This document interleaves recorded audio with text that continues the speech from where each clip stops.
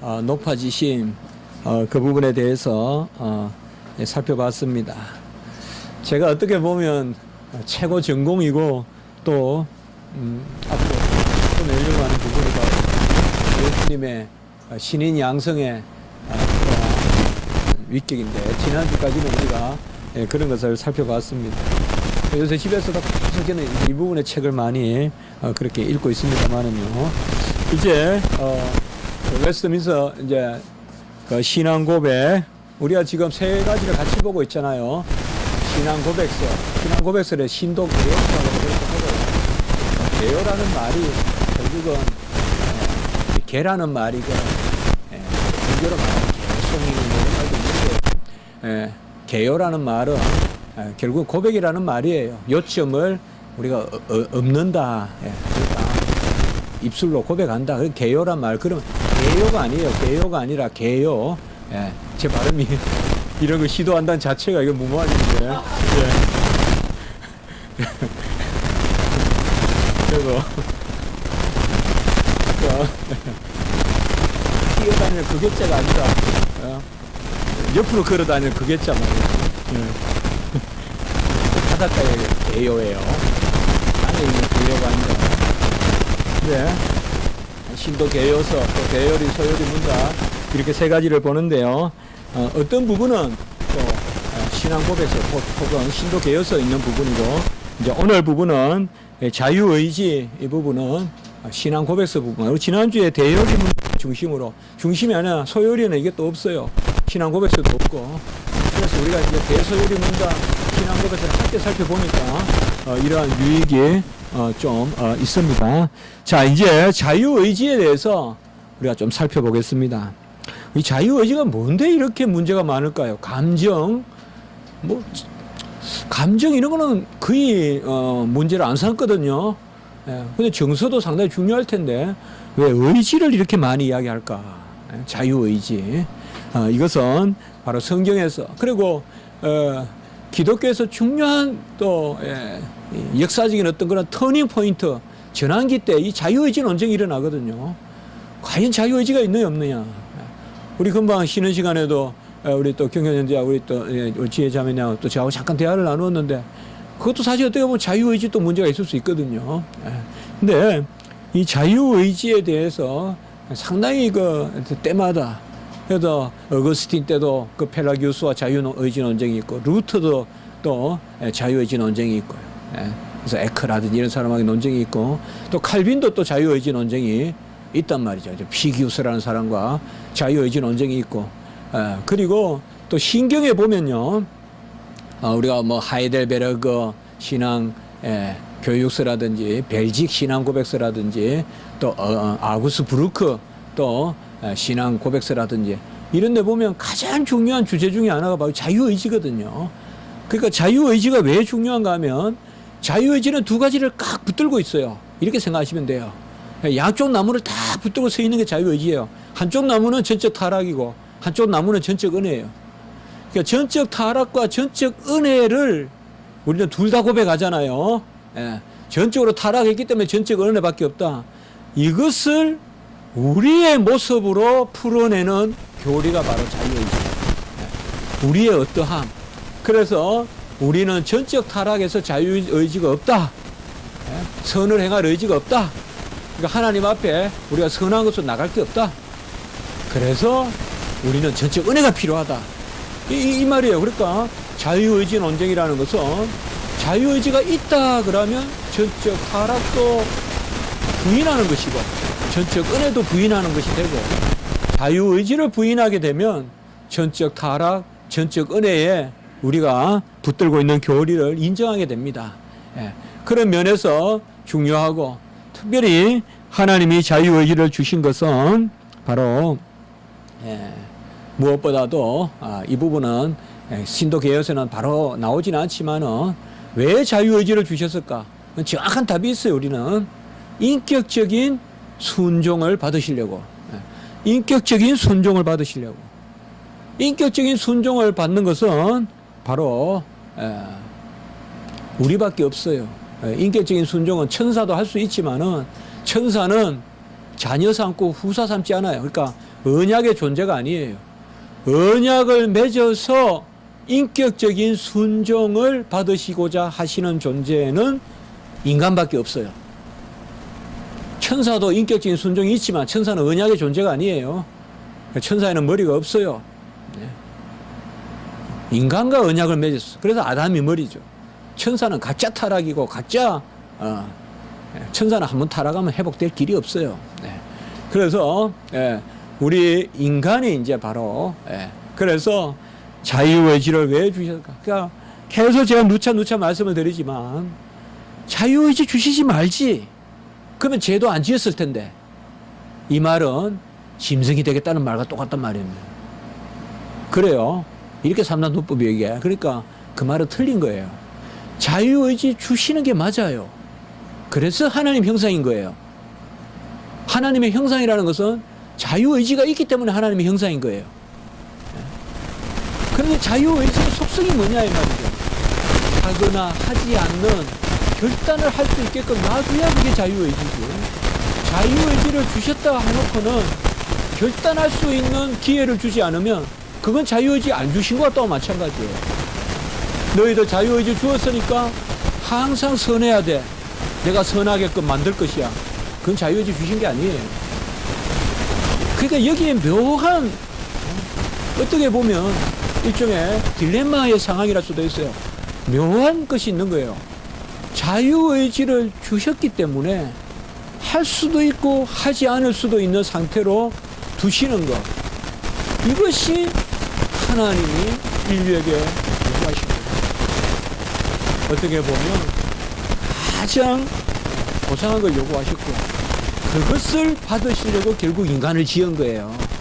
인간을 지으신 목적은 인격적인 순종을 받으셔서 그 가운데 자녀 삼고 그 가운데 자녀의 찬양을 받으시려고. 그러니까 이런 뚜렷한 여러분들께서 우리 성도님들께서 뚜렷한 이 부분에 대한 제가 말씀드린 것은 지금 다 진리잖아요. 틀린 게 없어요. 하나도. 항상 성경은 이렇게 보시면 돼요. 진리인 것만 계속 따라가다 보면 답은 나오는 거예요. 진리인 것은 뭐예요? 하나님 우리에게 자유의지 주셨다는 거 진리예요. 또 진리인 것은 뭐예요? 우리에게 결단할 수 있는 그러한 상태에 두셨다는 것도 진리예요. 자꾸 이것을 우리가 머리를 써가지고 하나님이 좀 더 그냥 왜 우리가 죄를 짓게 놔뒀을까? 뭐 자꾸 성경에 없는 생각을 하는 거예요. 그래서 하나님이 그런 상태에 안 두셨으면 좋았을 텐데 그러다 보니까 자꾸 자유의지란 말만 나오면 하나님이 원망스럽고 그게 아니다 이 말이에요. 지금도 우리에게 하나님은 뭘 요구하시느냐?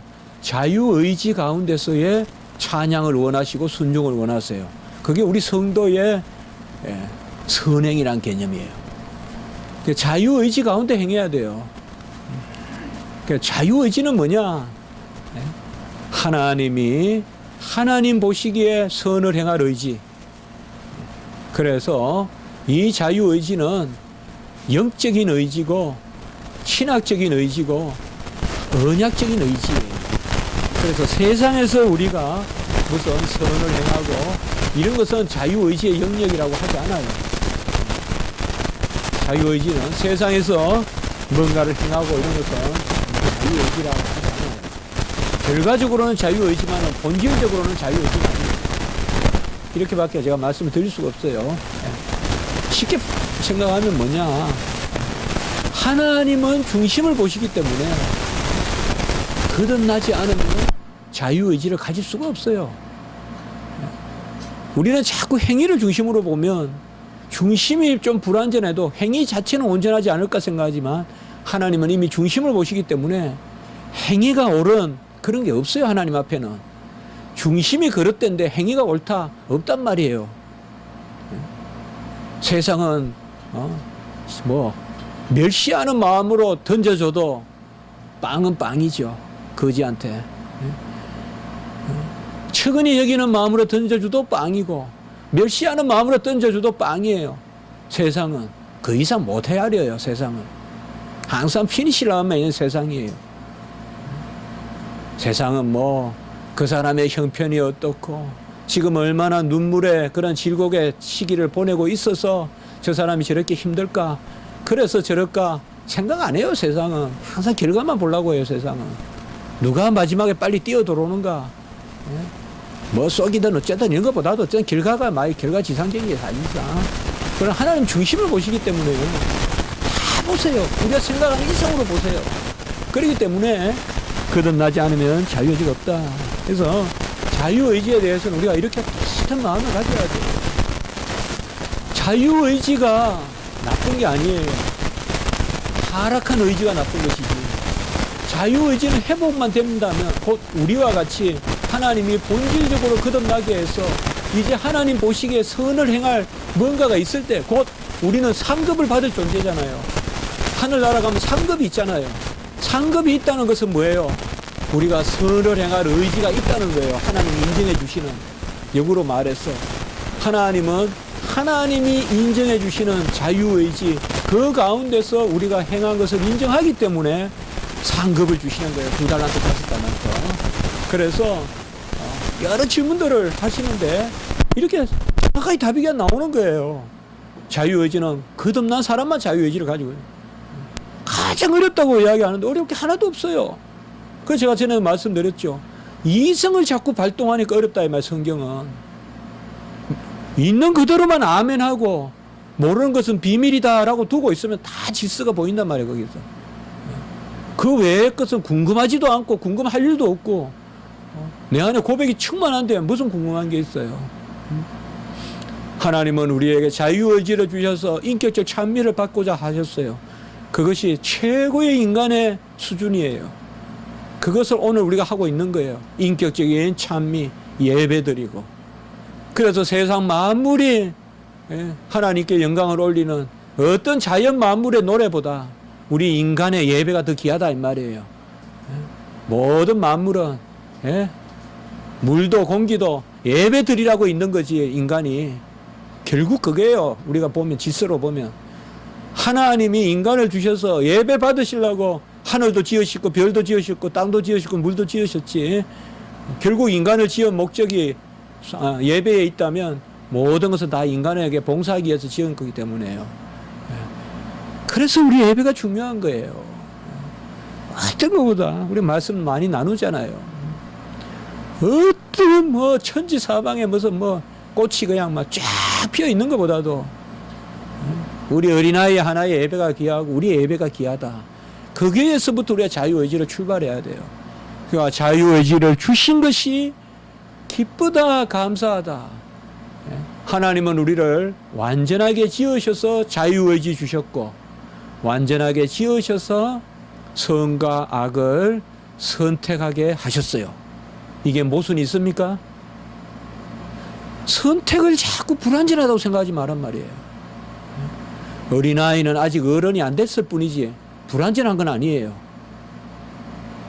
어린아이를 불완전하다는 건 아니죠.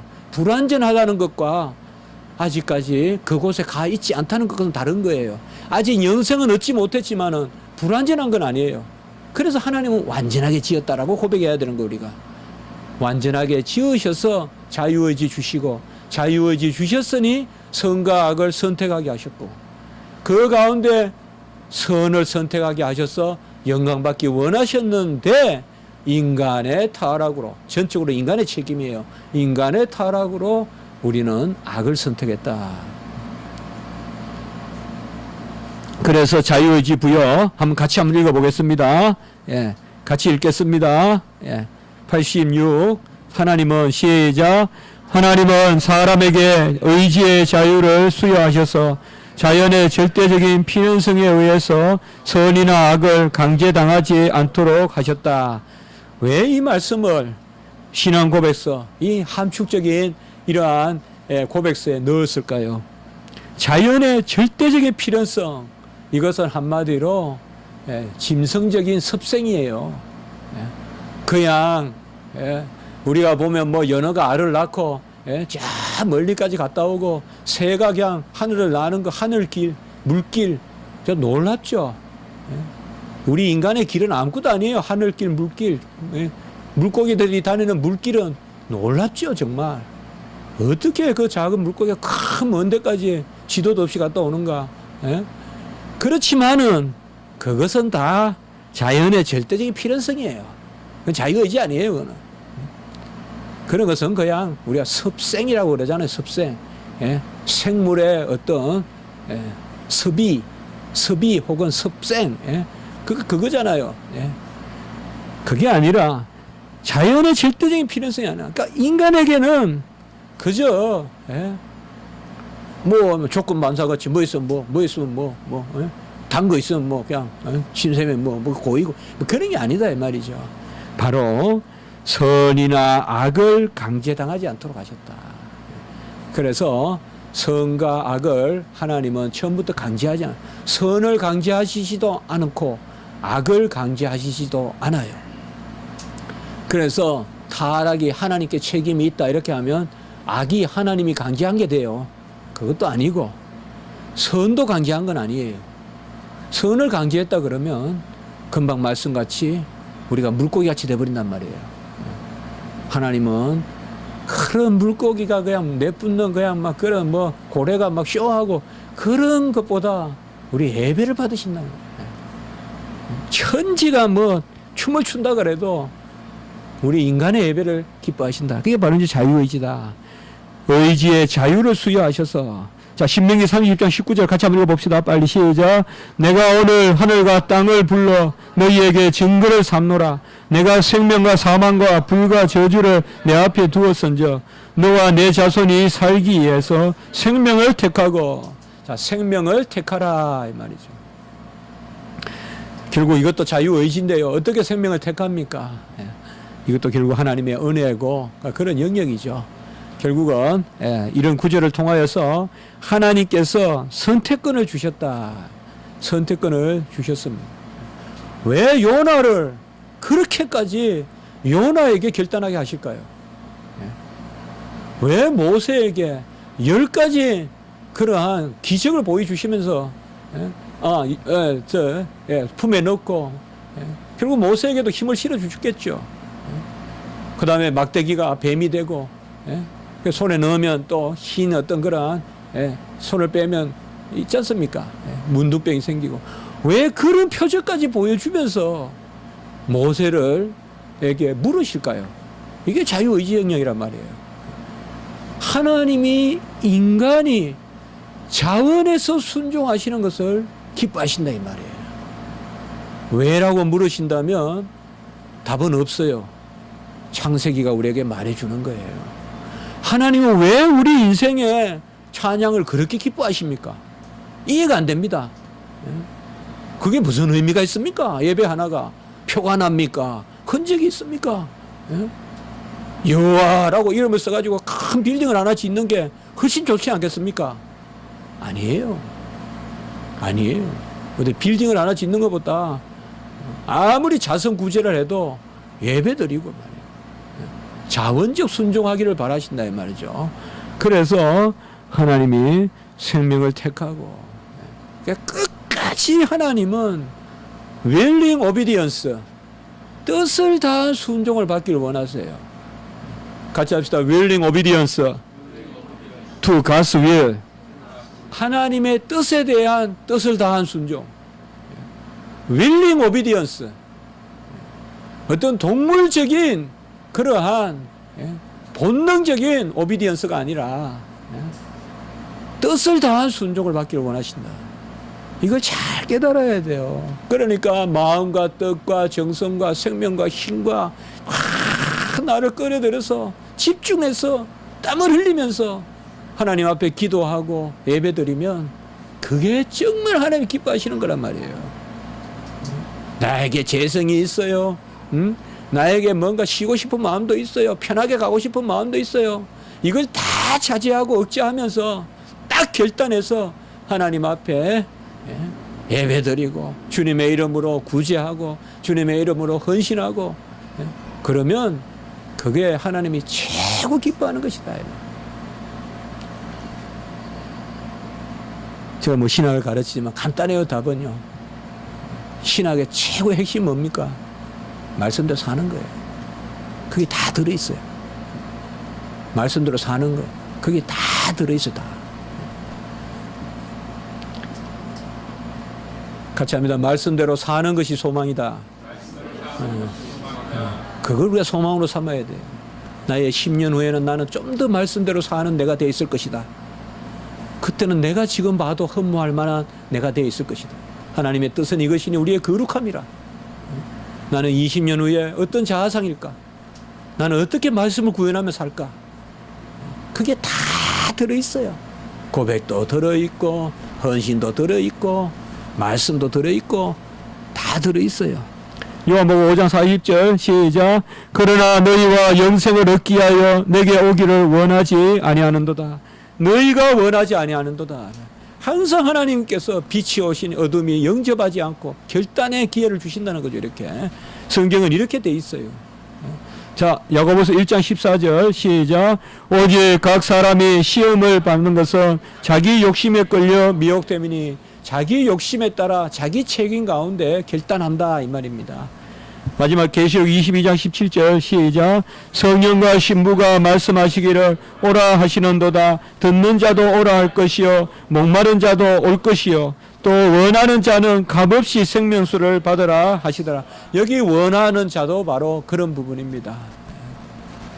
왜 하나님께서 다 하시면서 무조건적 은혜인데, 불가항력적인 은혜인데, 무조건적 은혜고 불가항력적인 은혜인데 왜 자유의지로 해서 원하는 자라는 말을 쓰고 선택이란 말을 쓸까요? 여기에 비밀이 있는 거예요. 같이 합니다. 하나님께 영광되는 것이 우리의 공로다. 우리가 하나님 앞에 산 것 받을 것은 하나님께 영광 올리는 것밖에 없어요. 그러니까 자유의지 주신 것은 하나님께 자유 선택 가운데서 영광 올리고 그 가운데서 우리는 상급을 받는 거예요. 그것이 바로 오늘 여기 말씀의 요지가 되겠습니다. 이제 오후 예배를 드리도록 하겠습니다.